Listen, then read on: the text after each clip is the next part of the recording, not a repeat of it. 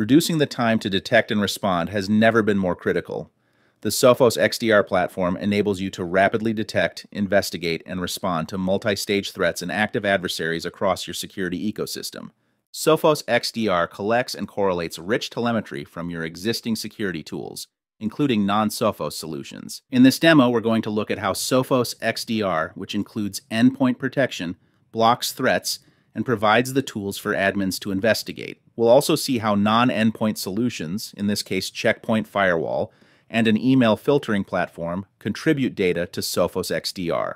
We're now looking at an end user's machine, and on this machine, we see that the user received a malicious email containing a link to a phishing site.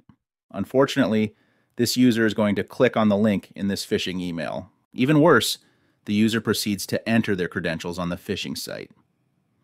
If no actions are taken, then an attacker can abuse these credentials to access the company network. 3 in 10 ransomware attacks in the last year started with compromised credentials.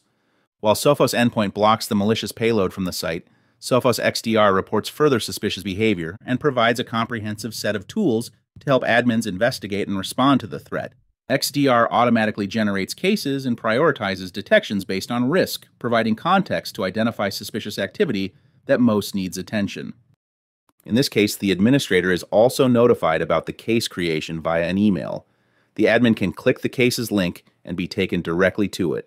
Here we can generate summary details as well as view the command line. But what we want to do first is select the severity of this case and assign the case to a SecOps operator.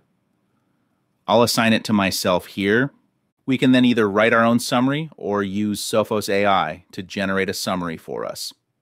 This summary is based on the MITRE tactics seen in the associated detections and automatically grouped within the case. So here we see that Sophos AI has generated a nice long summary for us, and we'll insert it into the case. And we can also use Sophos AI to generate a summary of the command line used in the primary detection of this case. In this case, it's Chrome opening a website. The MITRE tactics associated with this case are all expandable and clickable for more information from the MITRE site. In this case, we've automatically grouped a number of detections from various sources: Sophos Endpoint, Checkpoint Firewall, and others. And together, they tell a story. If we sort by time, we first see a notification from our email provider alerting us to a malicious URL detection. We can drill into the detection details to see the raw data in that URL, including the phishing site. We've also got a detection from Checkpoint here about the domain that was used to maliciously access the site. And we see detections based on Microsoft telemetry after the attacker has gained access to the user's credentials. The attacker is using the user's credentials to create malicious rules for the user's inbox. The primary detection comes from the endpoint, though. So let's drill into that now.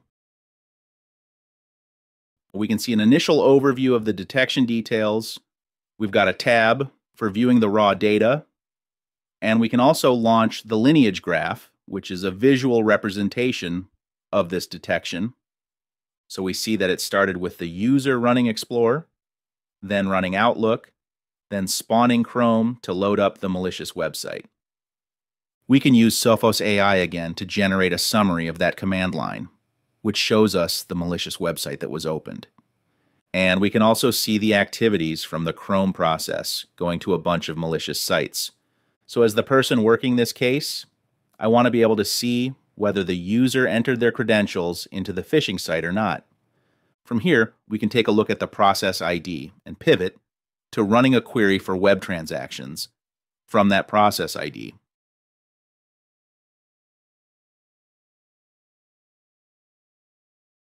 We're going to add post in the header because we want to find out whether the user was posting data or sending data. And we'll further filter by the malicious website we know about now. And we see that the request headers in both items here are post. So we know that the user sent 2 pieces of data to that malicious website, likely the username and password. In light of what we've discovered, we now want to take some remediation actions. Let's go ahead and isolate that endpoint.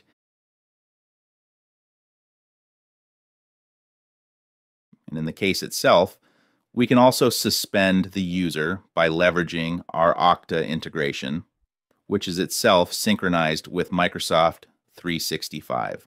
Let's also add a note to our notebook about the actions that we've taken. We've contained the threat, and once we've spoken to the user about what happened and how to prevent it moving forward, we can reactivate their account and close the case. So let's go ahead and unisolate their device. Then we'll go ahead and unsuspend the user.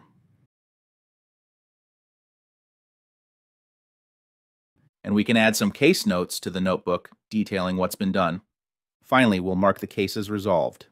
Thanks for watching, and stay secure.